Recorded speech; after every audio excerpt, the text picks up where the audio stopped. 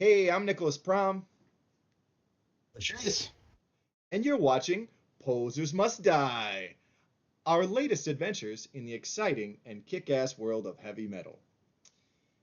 Chase, I don't think I did any shows or anything this week, but I did go to the Portland Metal Swap yesterday, and that was fun. Saw a bunch of the pals. Dylan Laviolette put that on, and saw a bunch of buddies like Alex Stair and JP and Meshach and Rob Drocker. You know, the usual characters of cool dudes. So that was fun. Oh, yeah. Yeah. So that was good. It was a good vibes and yeah, a fun time. I'm so glad that is a thing that Dylan puts on every couple months or so. But yeah, really cool. Did And you did you pick also anything up or I picked up like a zine and like a couple other things, but or actually a really cool zine. It was like a limited. It's a really nice zine, and it's mostly like new old school metal bands. It's called Metal Militia, and it's like limited to 100 copies, but it's just like nice. It's on like thick paper with like glossy stock. It's a nice magazine, but yeah, real limited press. But this has interviews with bands like with like Interceptor and this band that everyone tells me I need to check out called Century. So I'm going to be checking out Century soon. Apparently they're the hot new traditional heavy metal band. I just have not had a chance to try them out. So yeah, so there's that. But yeah, so that's cool. I'm looking forward to reading that and checking that band out. But we have a couple of albums to review, so why don't we do that? What's our new album for this week, Chase? well, our new album for this week is Violator, Unholy Retribution, released September 5th on Kill Again Records. It's Violator's third full-length album. Yeah, and you know they've been around Yeah. since like the early 2000s. And you Yeah. know they The big broke up. thrash revival. Yeah. Yeah, yeah. And you know, to you and I think we consider them kind of one of the bright lights. Like, oh, these guys are going to be one of the ones, uh, at Yeah. least. And they so weren't, which is unfortunate because you know, like we really like them. You know, I feel like man, it's a good thing we're not like trying to bet on horse racing or something. You know, because they would have taken us to cleaners. We'd have broken legs and be at the bottom of the river. Because you know all the bands that we were like, yeah, this band is the greatest from the revival. Like, nope, you know, like Avenger of Blood, Merciless Death. They're like But not. yeah, exactly. They're not Two, global three, stars like we thought they would be. You know, so yeah, 2 or 3 albums in 20 years, and you're like, maybe they weren't the hot ticket we thought they were, but yeah, still but we good. like them. And Violator is excellent. And you know, along the way, it's only their third full length, but they've got a couple of EPs, several splits along the way. They have not, you know, not been doing shit. So, and I gotta say, I think, Chemical Attack back in the day, good shit. Chemical Attack yeah, was a hell of a got your hooks in you. yeah, but I want to say that Unholy Retribution might be their strongest release to date. I would agree with that 100%. Yeah, Yeah, no. I these mean, Brazilian. Oh, go ahead. yeah, yeah, Brazilian thrash, fucking bestial. Just Yeah, it pummels you from beginning to end. Does not let up. It's like the way I described them before was that Violator is like if Sepultura emerged during the 2000s thrash revival. a bit. That Yeah, kind of just yeah. yeah. And in listening to this record, I definitely heard you know nods to Sepultura as well as Possessed, a little bit here and there. Um, Certainly. I totally heard a riff that reminded me of Abandoned from the Possessed comeback record. Okay. No shade for lifting that because it's very cool. And I think I heard another thing that reminded me of Inquisition Symphony. I think that's the song. It's at the Sepultura track, if I'm remembering right. But Yeah, uh, I but think it is. Yeah. uh, this I enjoyed this a lot. This is really fun. Just really fast ripping shit and like you know songs like Cult of Death and Chapel of the Sick, the Evil Order, Vengeance Storm. This is really good shit. I really like this a lot. What were some highlights for you, man? Cult of Death was great. Destroy the Altar, and my favorite was Rotten Hell. Yeah, that's a killer They one. this is real this really strong anti-religious just from beginning to end Yeah, sentiment that I mean you can't shake with that kind of music. yeah. And album closer, what did you say? Something Storm What did I say? Vengeance was Storm. Vengeance Storm. Vengeance Storm. Uh, that was a hell of a way to put out just to close an album. It wasn't my favorite track, but it definitely left an impact. Yeah. A lot of the just some of the influence. It's like they like a 80s thrash blender kind of dumped it out and just happened to have a fucking awesome song in there. Yeah, no, this is great, man. And like speaking to that that anti-religious sentiment that you're talking about, uh, Brazil, South America in general is so like oppressively religious, and then like the punks and the metalheads are so like uniformly like, no, fuck that shit, and like that's their like life rebellion. It's like, no, this is a force. Um, that just like suppresses like humanity big time, and we are not gonna be about that shit. We are our big, big, big middle fingers to that crap. So right on, keep that up. Um, and yeah, no, I really like this. I don't know if Violator have ever like played the states even at festivals or anything like that, but man, that'd be cool. Like to see them. Uh, but yeah, like Yeah. this band a lot. Glad to see another band from the thrash revival still going strong, and hopefully leading the way for the next one, which I think is coming soon. There's so many great thrash releases on the horizon. I think 2026 is going to be a red letter year for the genre. What do you think, Chase? I hope you're right because that sounds great. It was great the last time it happened. Yeah, We ate plenty. yeah, yeah. It was pretty good. That's interesting. I like how you phrase that. Yeah. So I mean, are we pretty good on Violator? Unholy Retribution. Sick record. Great. can't can't say good things about it, dude. Yeah, pick it up. Yeah. You like your thrash metal, pure raging, dude. Violator. Get it. Um, but yeah. Okay. Cool. So our next review. You want to tee this up, Chase? What do we have going for Chase's classic album? Let's see. For Chase's classic album, we have Demon, Night of the Demon, released sometime in June 1981 on, I think it's pronounced Oh Carrere yes. Records. Yeah. Yeah. Yeah. And it is Demon's debut album. And these Staffordshire fellas can fucking, okay, so here's the thing. Like, did you, I was fairly new. I'm fairly new to Demon. I listened to like a track or two like a couple months ago and was like, "Oh, dude, this rips, yes." And it was like I remember Night of the Demon, the track Night of the Demon, clear as day. Yeah. But then everything after that, okay, I am not mincing words here. This album rules. I love it, Okay. but there's a lot of that AOR kind of like Oh it's like yeah. it goes metal, rock, metal, and I'm here for it, dude. This fucking rules. The one complaint I have about this album is that is a false advertisement of an album cover. Yeah, Probably you're the least the mo. Yeah, go ahead. yeah, you're definitely expecting something heavier with like, somebody like ripping the heart out of a cross from the grave. Like, yeah. Um so yeah, like Demon is one of these bands from the new wave of British heavy metal that I've largely only kind of known in passing. Like I heard a track or two here or there, like on a comp or just, whatever. I never really delved into them. Um but this week I not only listened to this record, but I went back and I listened to like all the albums from I gave a listen to all the albums from their initial run of like 8 records. Like it's like 8 records in like 9 or 10 years, right? Yeah. And then I listened to their first of their comeback records from the 2000s, and it's pretty good. They've done since they kind of came back because there was a long break from like 92 to like 2001 as far as releases go.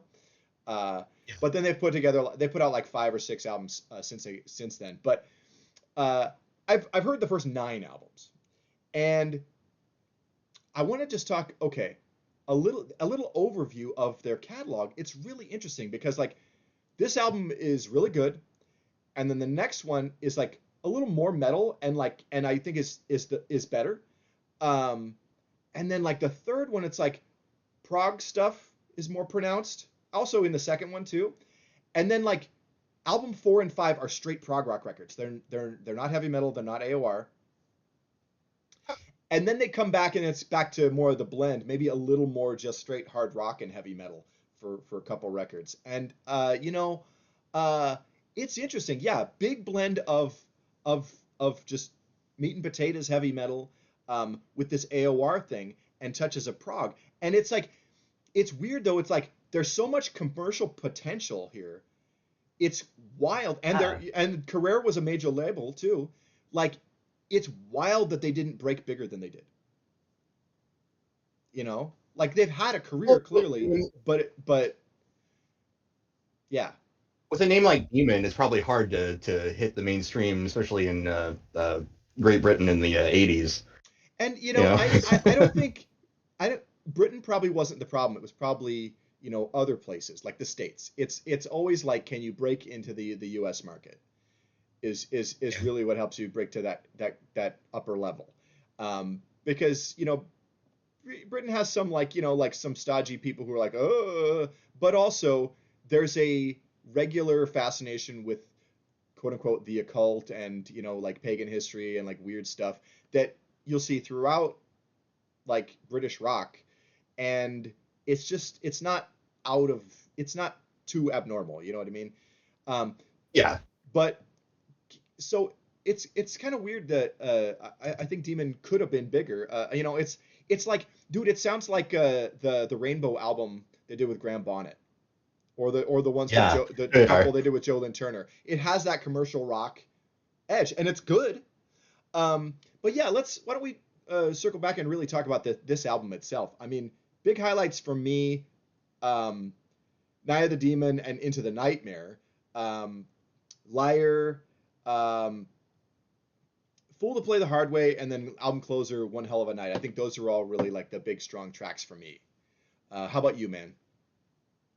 Well, I'll start off by saying that Father of Time comes out of nowhere like a UFO flown by Kansas. Is how I. Okay, okay. I did definitely notice a UFO influence on this band. Um, Okay. um, and again, and the aforementioned like the commercial period of Rainbow is like, yeah, it's definitely there. Um, Yeah. um, Let's see. Liar was a great song, but yeah, it felt like it was more like a Holy Water Bad Company song to me. Like the. yeah, yeah. I was like, why are you talking about Jesus? And that comes back around, here and there on a couple other albums. At least at least they didn't like go full on like do a whole album about Yeah. that or something, but yeah, but And whatever. yeah, album One Hell of a Night is probably my favorite track on the album because it's essentially a Saxon song. It definitely has a Saxony vibe. That's right. Yeah. That's a band that that really like they, at least early on, they had exactly the right blend to have broken globally, and I think Saxon, their downturn may have been like they went a little more a little too light, a little too commercial by the mid 80s, and I think uh you know that was the wrong direction to go. I think going heavier would have been smarter for them at that point, as metal was getting heavier. But yeah. Um, I misspoke earlier. Actually, I have one more minor complaint. I found myself saying, "Oh, this song is good, but I think it needs a hook a lot." a little bit, a yeah. lot of a lot of repetition in these songs, Yeah, especially on the outro in almost every song. yeah. I will say, but though, if you go to the next album, The Unexpected Guest, man, everything is improved. And that album is, Oh, I think, cool. yeah, yeah, everything is improved. But it's also a little slicker and a little more AOR, but also more heavy metal at the same time. And um, but it's full of blazing solos and like so like Night of the Demon, real good. The Unexpected Guest, really good. So I'll just say that that's I think the better of the two. But this is a really cool album, definitely a classic, definitely recommend it. Um, it's Ah, going back and checking out a lot of these bands that were like blind spots for me in the new wave of British heavy metal is proving to be pretty rewarding, and it's also given me a nice challenge to be like, okay, listening for the more subtle and nuanced approach to heavy metal rather than um, being bludgeoned by the speed and technicality of thrash, which is like I love that, yeah. but you can't just be a thrash metal guy, and so I'm like, and I don't also want to be. I like other things. So So I appreciate the challenge presented by like going back and doing a lot of these new Web of British Heavy Metal reviews. So thank you for that. Um, It's paid off, certainly. We found a lot of fun shit doing this. yeah, like oh my Uh, God, I love the oh, shit out of Witchfind now. Like wow, which find, yeah. yeah, that was a I was gonna big say one for me. this and Give 'em Hell back to back are a hell of a companion uh, Yeah, yeah, listen, I eh, guess. yeah, and so and it's really neat because like the new album is like once you start to like really get deeper into it and you realize like wow, there's such a diversity of sound in this movement, because it wasn't like one scene in one city, like the London bands are Yeah. going to be different than the Newcastle bands and and stuff like that. And uh, would you say these guys were from Devonshire? Staffordshire. Staffordshire, excuse me. Um, but yeah, so like, it's funny. England is like it's not that big a country, but and yet it Not has very all big, no. these. Not all. I mean, comparatively speaking, to like the U.S. and stuff. But like, it seems like every city or little, like out in this area is like has its own kind of different cultural stuff, and that comes to the fore and is presented by these bands in kind of unique ways. I've railed on or harped on like a lot of them are just like really kind of boring bar rock, super meat and potatoes hard rock bands, and there's tons of that. Um, but no, I think you get to a bands like Demon and Witchfind who really have like they can kind of do lots of different things, and that's interesting too. And this is a band that's definitely clearly drawing from uh, a wide group of influences too. Which is welcome, and I think Clearly. that's really cool. So yeah, I like this. It's an interesting and a challenging listen. Yeah, thanks, man. Well, truth be told, it was literally like, oh, Night of the Demon. I know that movie. I know those movies, rather. Yeah, Uh, and that was it. That's the only reason I even decided to get that and listen. I never heard of Demon before. Like no one's ever spoken about them around me before, as far yeah, as I can yeah, remember. So yeah. yeah, Well, it's like a lot of people aren't talking about Jaguar and Fist either. Like so there's fair. that. Yeah. Um, but uh, but yeah, but Demon had a. I Yeah. mean, in a way, you have to think. Okay, they were on a major label, Career, and which I think they were label mates with Saxon. Um, but and they had a pretty sizable string of records. They were a moderate success in the new wave of British heavy metal. Maybe not up to the level of even like Tigers of Pantang, but probably close to that. But yeah, very cool. Did you have any more stuff on this album, Chase, or do we? I have a new something of a tradition I do now with Jess. Whenever we get one of these new wave British heavy metal AOR type albums that have songs like Big Love on them, where the guy thinks he's hot shit and he wrote Yeah, these crazy lyrics, I walk up and I do my William Shatner sitting on a stool doing spoken word. that's fun. She's asked me not to do it, but I'm going to continue to do it. Okay, okay. Chase, let's take a quick break. Okay. Okay, sorry, yeah, I need a little break there, but let's see. Why don't we get into our concert calendar, Chase? Um, Okay. Coming up this very Thursday, October 2nd, the Circle Jerks are going to be playing at the Roseland Theater with support from the Adolescents and Negative Approach. This is going to be an incredible night of punk. I will be there for sure with ticket in hand, so that is going to be dope. Uh, Very cool. All right. yeah, yeah. Let's see. 2 days later, October 4th, at the what do we call that? Thursday, Friday, Saturday, at the Twilight, you and I are going to be going to see Old Machines and a couple of other Yes, we bands are. in support. That's going to be great. The symphonic, uh, I guess symphonic black metal, but to me it's like again, it sounds like At the Gates with keyboards. So, uh, you know, whatever. Sounds nice to Uh, me. yeah, but um, but yeah, good stuff. That's going to be great. We're going to go out and support Jason, and that'll be cool. Let's see. What What's coming up? Oh, what do we have on the Saturday the 11th? I think there's a show. I don't know. Do you want to go to this? It's Dark Angels Extinction Level Event Tour, um, with support from Sacred Reich and Violence, Ho Hum, and a couple of other bands, Midnight and Interceptor. I don't know. Like, if I don't have anything better to do, I wouldn't miss it for the fucking world.